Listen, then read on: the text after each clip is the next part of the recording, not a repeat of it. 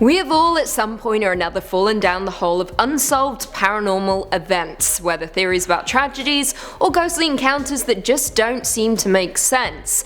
Combine that with stories of paranormal hunters Ed and Lorraine Warren, and you've got a truly creepy video that may explain the unexplainable. So today on Top 5 Scary Videos, I'm going to be counting down our list of the top 5 scary mysteries Ed and Lorraine Warren could have solved.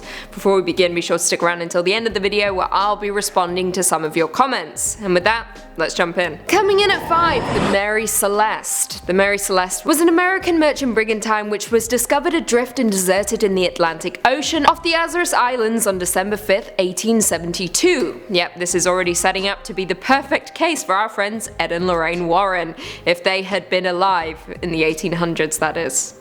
But alas, can't win them all. In November of 1872, the Mary Celeste took off from New York for Italy with 10 people aboard. However, nearly a month later, it was discovered by a British ship off the coast of Portugal. Save for a few feet of water, the ship was undamaged and still contained 6 months worth of food and water.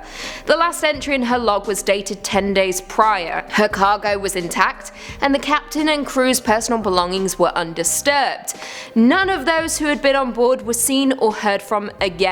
Creepy stuff, right? So what exactly went down? Well, nobody knows, or we have a theory. Some believe foul play, although the evidence in Gibraltar failed to support theories of murder and conspiracy. The suspicion of foul play lingered on. Insurance fraud was briefly suspected on the grounds of newspaper reports that Mary Celeste had been heavily overinsured.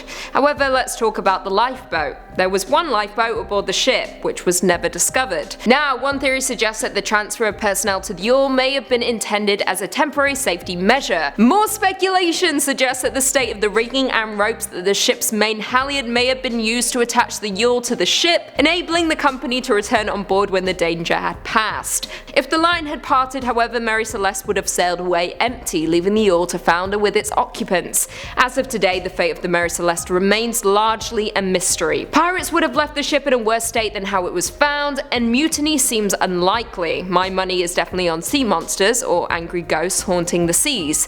If only Ed and Lorraine were around to give us the answers. Coming in at number 4, the Toxic Woman.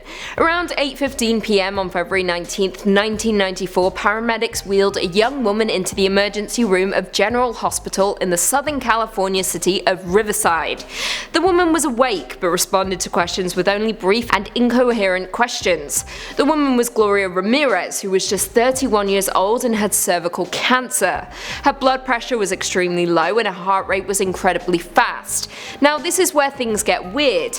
Like, really weird. Doctors noticed an oily sheen on her skin and her mouth had a strange garlicky smell. When nurses went to draw her blood, they found that the sample smelled like ammonia, while others noticed her blood contained whitish particles. Not long after, the medical staff began to feel sick and faint, and by the end of the night, 23 workers were affected, with 5 even being hospitalized. After 45 minutes, Ramirez passed away from kidney failure. The incident would throw Riverside General Hospital into newspaper headlines for weeks, with the frightening possibility of toxic fumes capturing the public's attention. After years of forensic testing, explanation after explanation has been ruled out.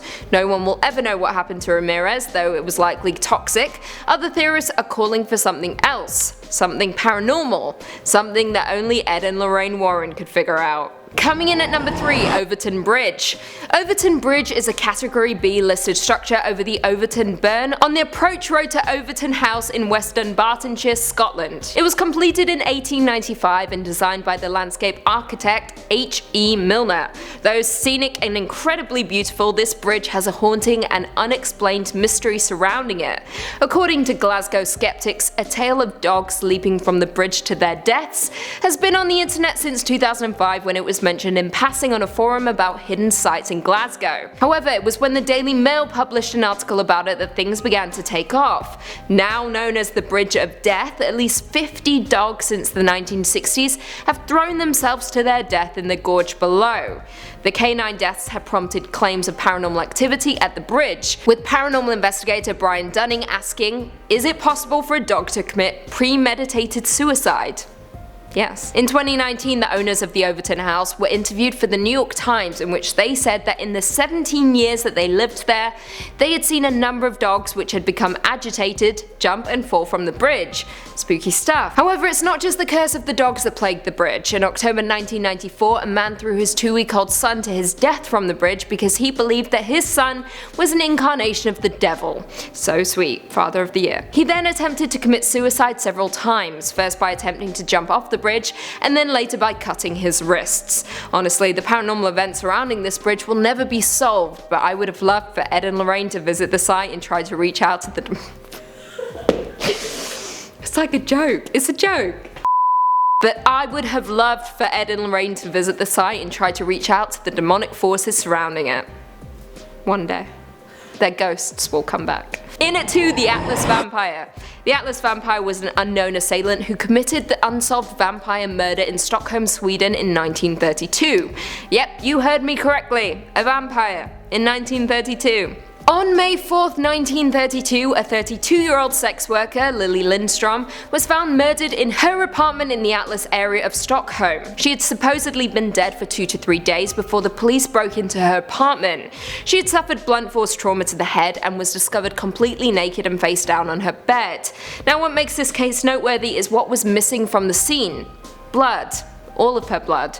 Considering the cause of death and trauma, aka blunt trauma to the head, nearly all of Lindstrom's blood had been drained from her body, and police found traces of saliva on her face and neck. However, what makes this even stranger is that police found a blood-stained ladle in her apartment, something that they believe was used to drain, even drink, her blood. It's beginning to sound like a vampire now, right? Well, it did to the press, who nicknamed the unknown assailant the Atlas Vampire. And to this day, the murderer has never been apprehended. Now, what I want to know is if this vampire is still lurking around, ladle in hand. If so, I wish Ed and Lorraine were around to deal with this vamp. It's like a joke. It's a joke, this video. And finally, coming in at number 1, the Pollock twins. The strange story of the Pollock twins begins in the quaint town of Hexham in Northumberland, England, with the family of John and Florence Pollock and their 2 young daughters, Joanne and Jacqueline. Things couldn't be better for the family until their idyllic life was met with tragedy on May 7th, 1957. When the 2 Pollock children were on their way to church with a friend, they were hit by a car driven by a local woman who had taken an overdose in a bid to kill herself. The 2 children were killed instantly. 2 years later, though, their mother gave birth to twins, Gillian and Jennifer, identical twins in every way, aside from Jennifer's birthmarks that resembled similar marks on her deceased sister Jacqueline. After the twins were born, the family moved away to a different part of the country. This is where things begin to get weird.